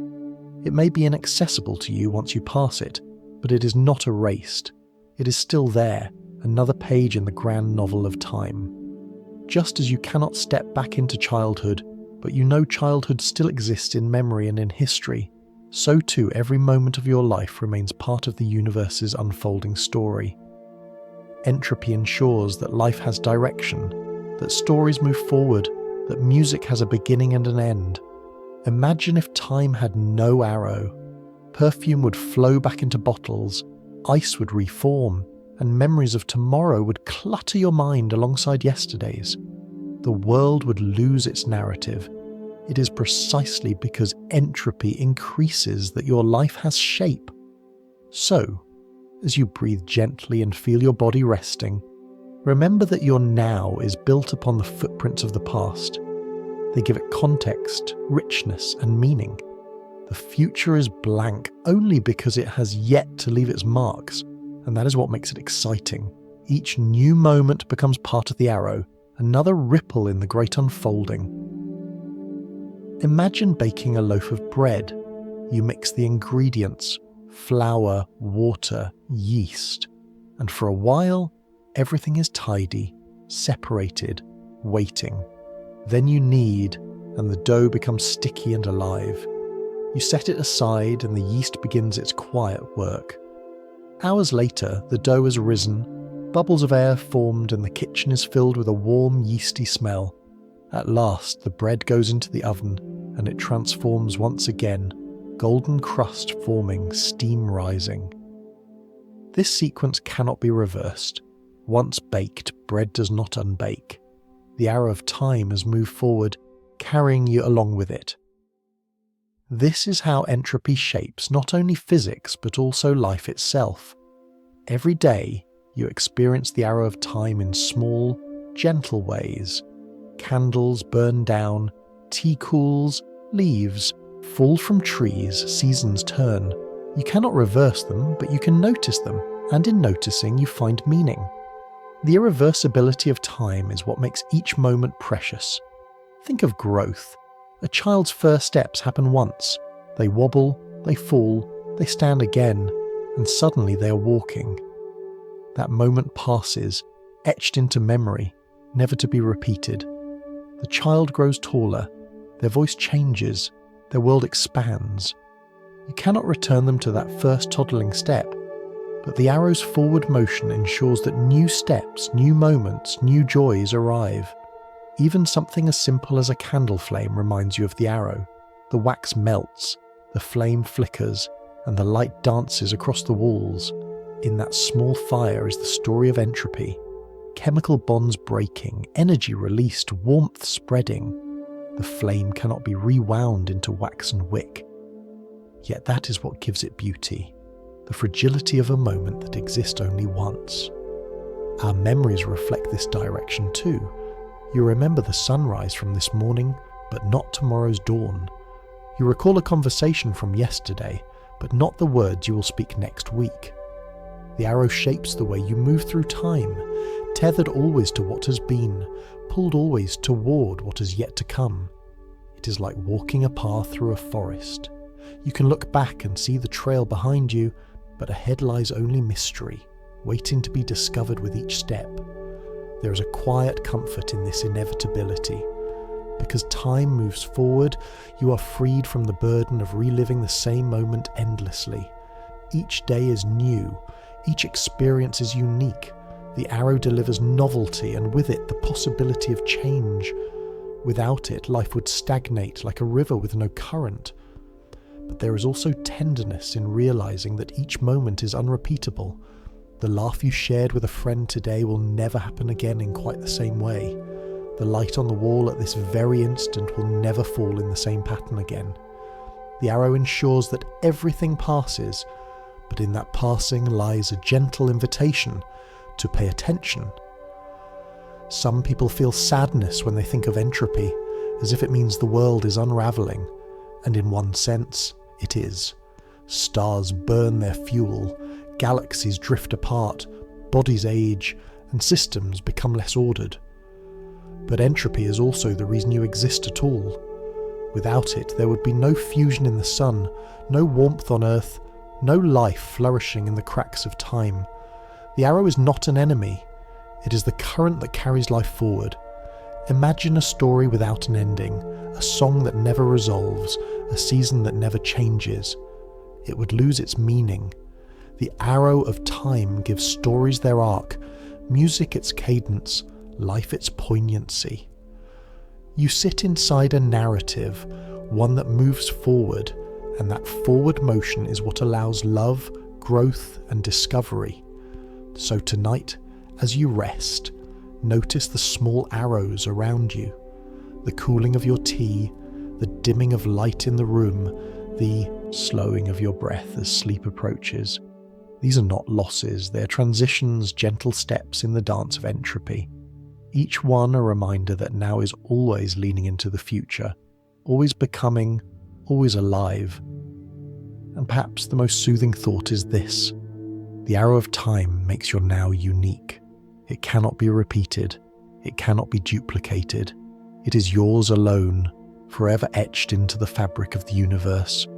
Tomorrow will bring another now, different and new, but this one will always have existed, always part of the great unfolding.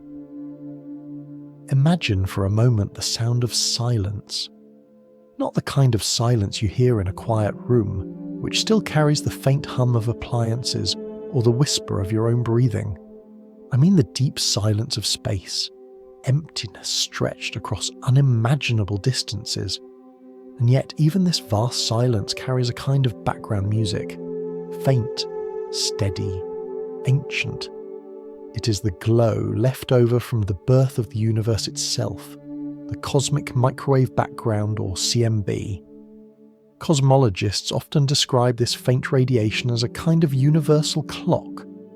It fills the entire sky, a soft afterglow from nearly 14 billion years ago, when the universe cooled enough for light to travel freely.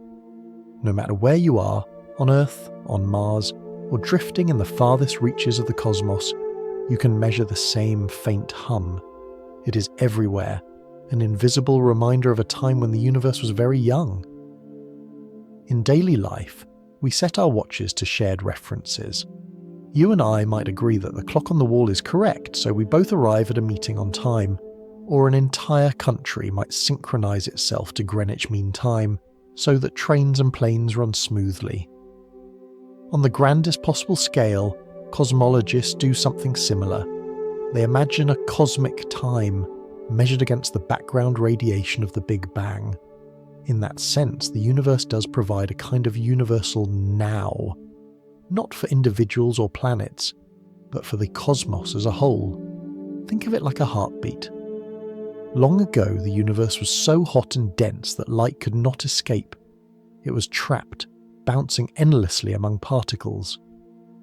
Then, in a great transition, the cosmos cooled and light was released. That moment was like the first beat of a drum, echoing outward forever.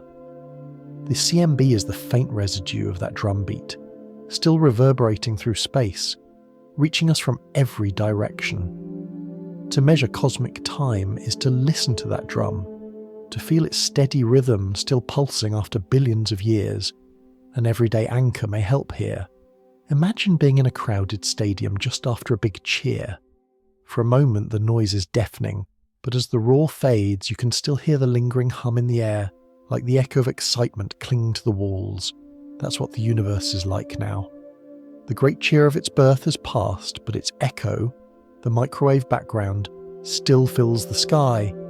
Sensitive instruments can detect it, and from that hum cosmologists can set their cosmic watches. What's remarkable is that this universal clock does not depend on individual observers. Your personal now may differ from mine because of relativity, motion, or gravity. But the cosmic microwave background offers a reference frame that is the same everywhere. It is the closest thing we have to a shared present, written not by agreement, but by the universe itself. And yet, this shared clock is not quite what we mean when we talk about our personal now. The CMB hum tells us that the universe is, say, 13.8 billion years old. But it does not tell you whether you're sipping tea, or lying in bed, or drifting into sleep. It is an anchor in deep time, not in daily life. Still, there is something comforting about knowing that no matter where you go in the cosmos, the same ancient glow will greet you. It is like a nightlight left on in a vast house, reminding every traveller that they belong to the same story. Sometimes, when astronomers plot the CMB, they display it as a kind of map, a mottled pattern of faint blues and reds. To the untrained eye, it looks like abstract art, soft brushstrokes of temperature differences. But to scientists, it is a baby picture of the universe. Every blotch and swirl is a clue to what would eventually become galaxies, stars, and planets. In those faint irregularities, you can see the seeds of everything, even of yourself. You are, in a sense, written into that map, because without those variations, matter would never have clumped into stars, and stars would never have forged the atoms that make up your body. So when cosmologists speak of cosmic time, they're not just speaking of an abstract number, they're speaking of a shared origin, a hum that binds every galaxy, every planet, every person. It is the closest thing the universe has to a communal present. Let the thought settle gently. You live your life in seconds, minutes, and hours, but behind it all, the cosmos itself ticks on a deeper clock. That clock began with a flash of light nearly 14 billion years ago, and it still shines faintly today. Your heartbeat, your breath, your now. All of them are layered atop this ancient rhythm. And perhaps that is the most comforting truth of all. Even as your personal now feels fleeting, even as it slips into memory, it rests within a vast, shared now that has been unfolding since the dawn of time. You're never separate from it. Every heartbeat, every quiet moment tonight is carried inside the same cosmic hum that has guided the universe from the beginning. Picture yourself heading out for a walk. You slip on your shoes, step outside, and open the map on your phone. A blue dot blinks, showing exactly where you are. You tap in the name of a cafe, and instantly a path appears. Turn left here, cross the street there, 6 minutes to your destination.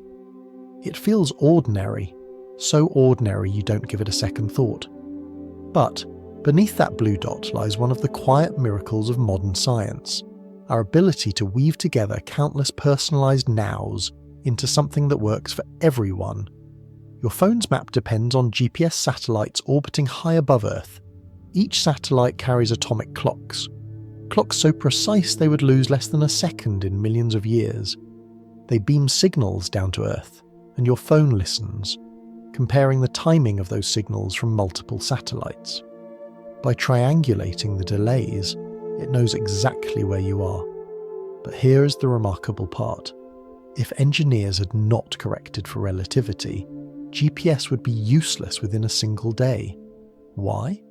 Because those satellites live in a different now than you do. They are moving quickly, circling Earth at thousands of kilometers per hour. They also float higher in orbit, where Earth's gravity is weaker. Both effects, speed and gravity, distort the flow of time. Their clocks tick slightly faster than the clocks on the ground.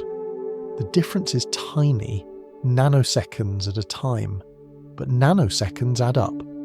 Without correction, the blue dot on your phone would drift miles away from your true location. You might set out for a cafe and find yourself directed to the middle of a river instead. This is relativity at work, not in a distant galaxy or inside a black hole, but in your pocket guiding your morning walk. It is proof that personalised nows are not only real but essential. Each satellite lives in its own rhythm, and engineers must weave those rhythms together, correcting, adjusting, and harmonising them into a shared system that allows you to find your way. An everyday anchor might be an orchestra. Imagine a symphony where each musician plays slightly out of tune or slightly off tempo. Alone, each is consistent, but together it would sound chaotic.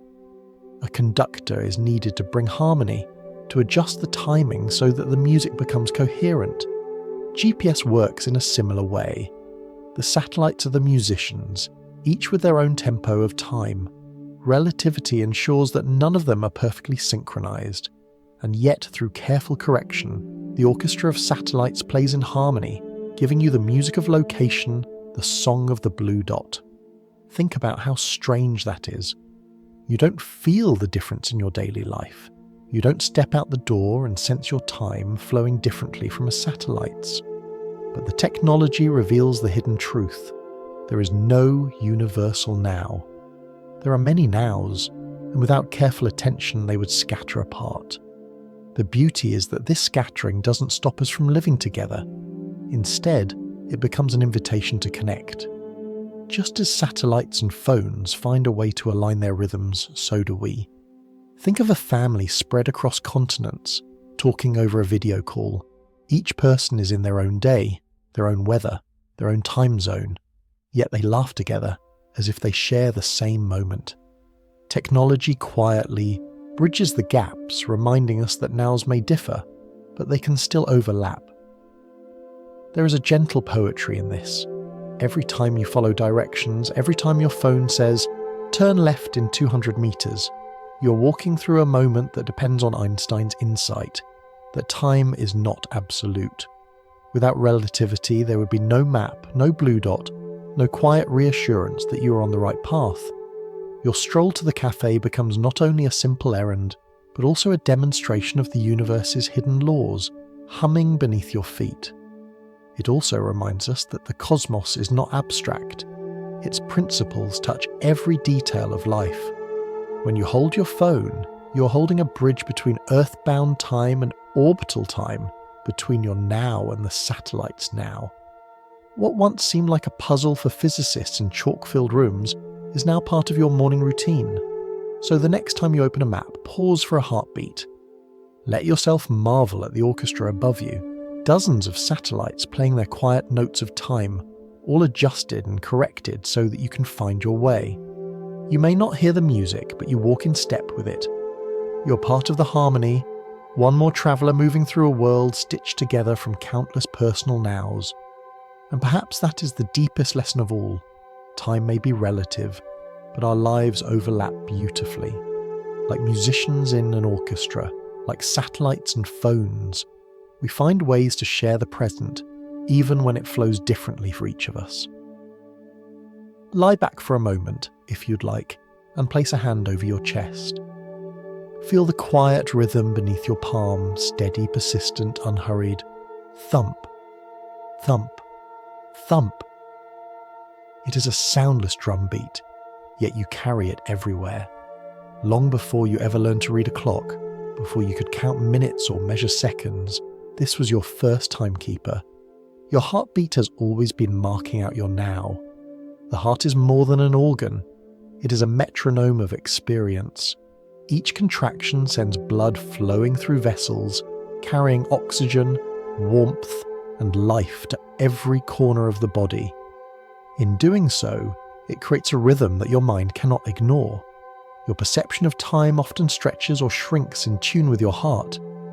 A sudden fright quickens the pulse, and moments feel sharper, slower, stretched wide as if each second has room for more detail.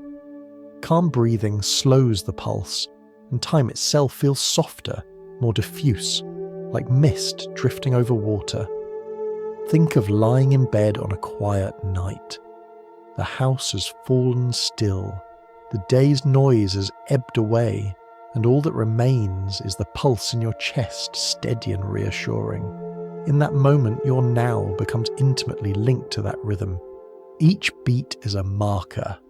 Each pause a reminder that time is flowing within you as much as around you. You're not just a passenger carried by cosmic clocks or atomic oscillations. You're your own clock, carried forward by a rhythm that began long before you could name it.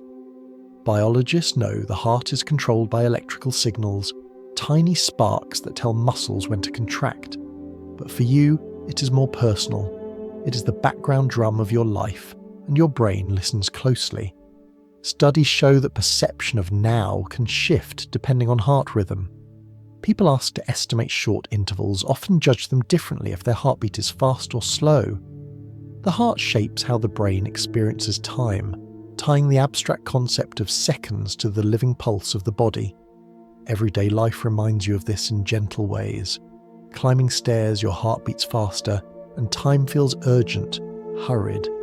Sitting in a cafe, listening to the soft clink of cups, your pulse slows, and moments stretch, wide enough to hold the aroma of coffee, the murmur of voices, the sight of light slanting through a window. Each heartbeat is like a tick of a personal clock, shaping how the present feels. In a sense, you're always living inside two layers of time. There is the cosmic, light from galaxies, the hum of the microwave background, the ticking of atomic clocks in satellites.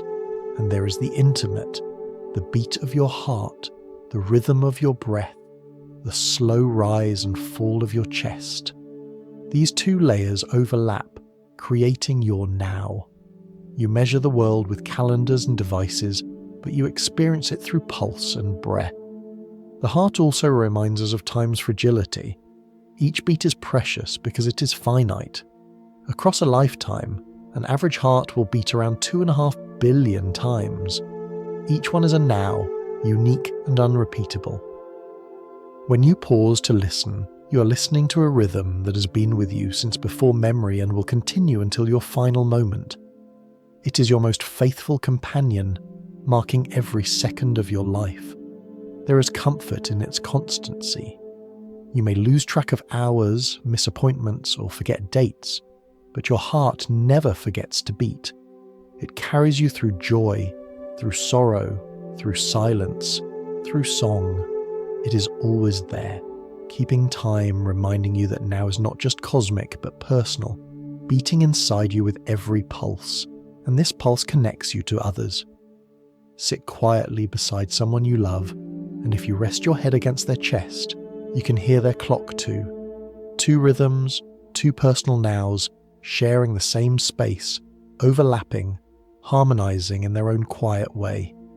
It is one of the most intimate reminders that while time may be relative and personal, it also brings us together. So tonight, as you lie still, notice that gentle beat. Let it anchor you in this moment. The universe may stretch across billions of years. Light may carry messages from galaxies long gone. Satellites may correct their clocks high above Earth. But here, in your chest, is a now that is yours alone. It is steady, it is personal, and it is always with you. In the great fabric of time, your heart is one small persistent stitch. And every beat says the same thing. You are here, you are now, and this moment is alive. There is a quiet moment, often just before sleep, when the ticking of clocks seems to fade. The hands on the wall may still be moving, the phone by your bed may still keep track of seconds, but your attention drifts elsewhere. You become less aware of measuring time and more aware of simply being. This pause offers a glimpse of something philosophers and physicists alike have wondered. What if time, at least in the way we usually imagine it, does not exist in the way we think? The science we've walked through suggests there is no single universal now. Relativity scatters presence across different observers. Light reminds us that every view of the sky is already a memory.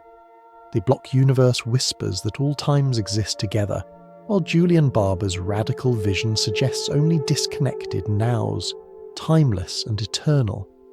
Each theory bends the idea of now into something less like a point on a clock and more like a perspective, a way of experiencing existence.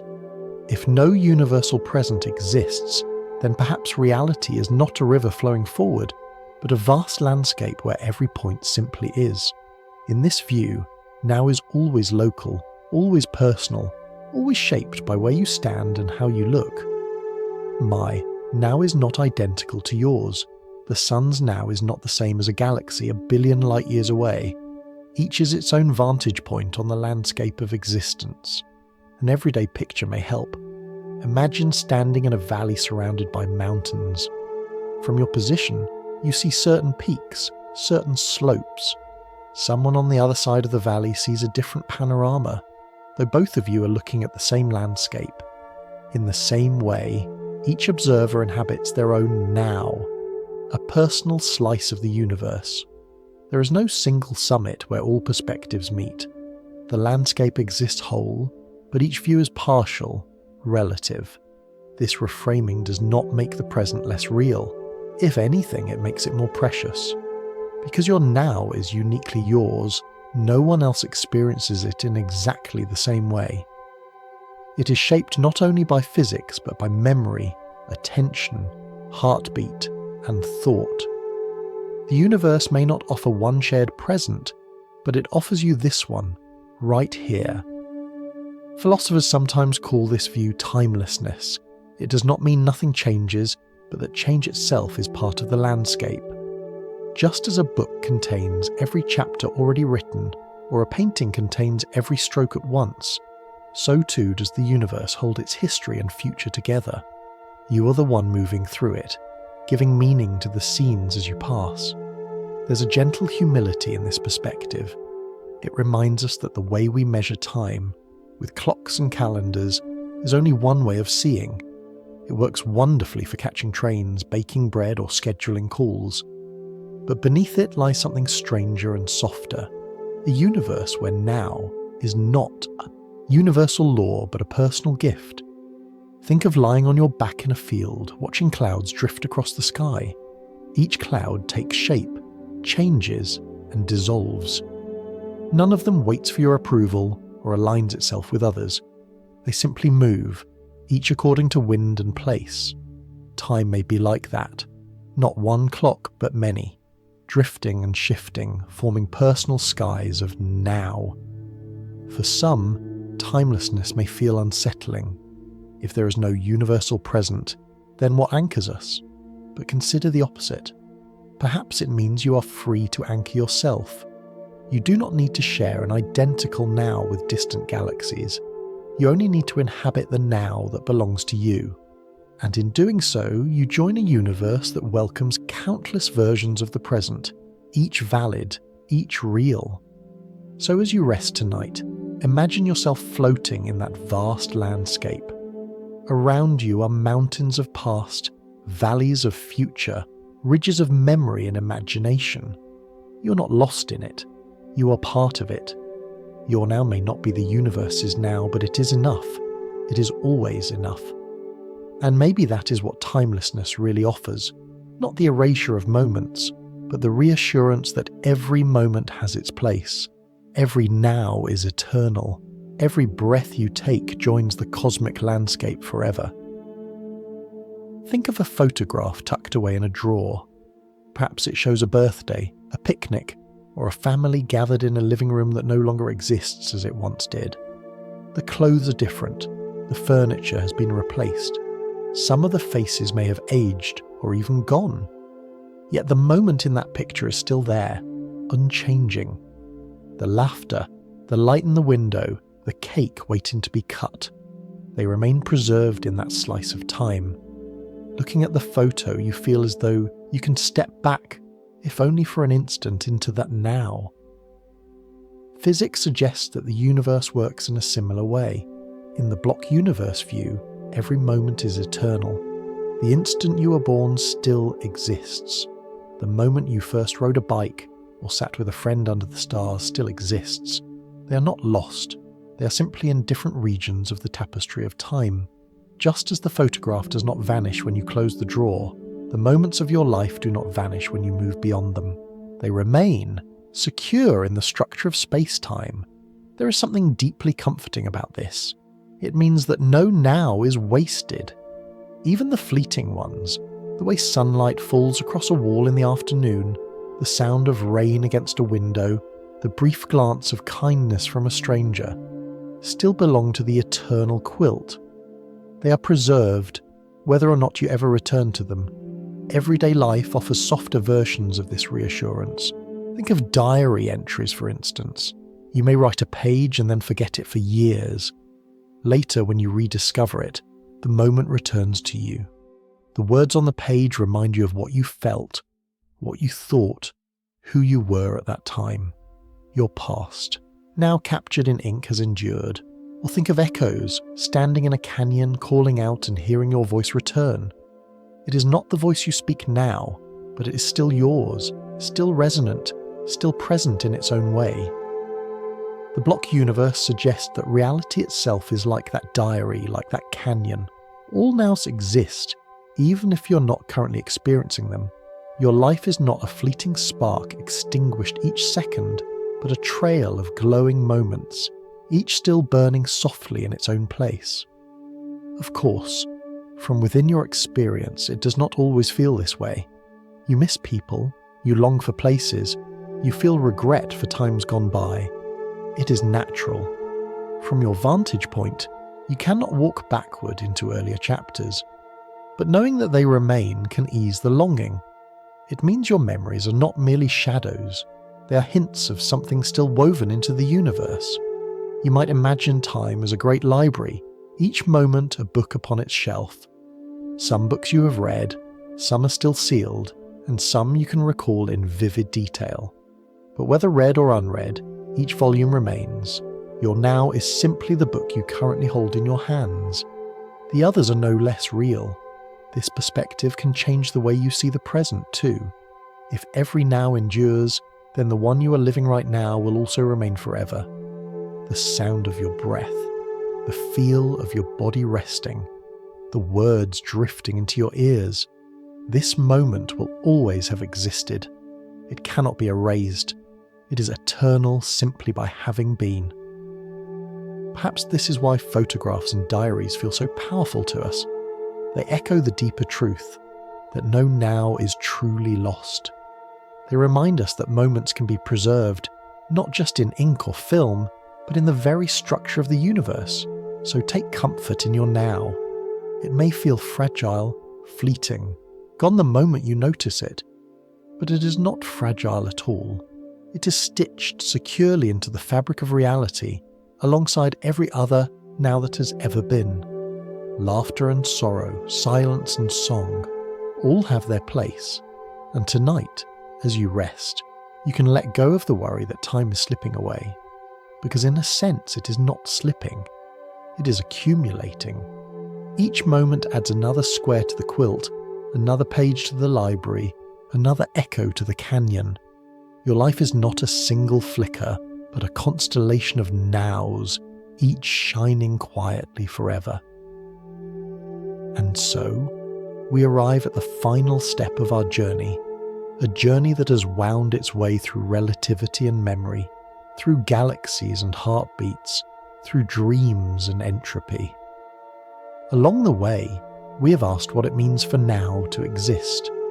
We have seen how it slips and stretches, how it becomes personal and relative, how it is stitched together by the brain and woven into the fabric of the cosmos. And we end with a thought as gentle as it is profound. Your now is uniquely yours, and it is never lost. Think of sitting at a window at night, looking out at the quiet street. Perhaps a lamppost glows faintly, casting a circle of light on the pavement. A car passes, its headlights sweeping across the walls, then fades away. For a moment, the world feels utterly still. Just you, the light, the hum of the night. That stillness is your now. Tomorrow it will be gone, replaced by a different moment. But tonight it belongs to you, and it will always have existed. In the grand quilt of the universe, this moment will always be stitched in, just as surely as the light of stars is stitched into the sky. Your now does not need to be spectacular to matter. It might be as simple as listening to your breath, feeling the weight of a blanket, or noticing the faint rhythm of your pulse. These are not small things. They are the foundation of your experience. They are the things that make existence feel real. And when you realize that each of these moments is preserved in the fabric of time, you may find a quiet comfort. Nothing is truly fleeting. Everything you live becomes part of the eternal record of the universe. Think of photographs once more. Each one captures an instant that might otherwise be forgotten. But even without a camera, every moment is already recorded in space-time. The laugh you shared today, the word you spoke in kindness, the glance of recognition from someone dear, they are all there, just as much as galaxies and stars are there. Your now is not less important because it is personal. In fact, its intimacy is what makes it eternal. As we close, let us return to the idea of relativity. There is no single universal present. There are only countless nows, layered and overlapping, each belonging to its observer. The beauty is that they coexist. The now of a star, the now of a galaxy, the now of your own heartbeat, all are real. All are part of the tapestry. You're not alone in your moment.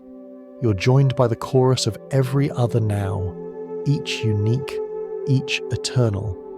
So as you drift towards sleep, let these thoughts settle gently. The universe does not take away your moments. It keeps them. Every second you have lived, every breath you have taken, every memory you hold, they remain. They are part of the cosmic story, preserved like words on a page, like brushstrokes in a painting, like notes in an infinite symphony. Tonight, your now is this, lying here, listening to words fade softly into the air, letting your mind slow, your breath steady.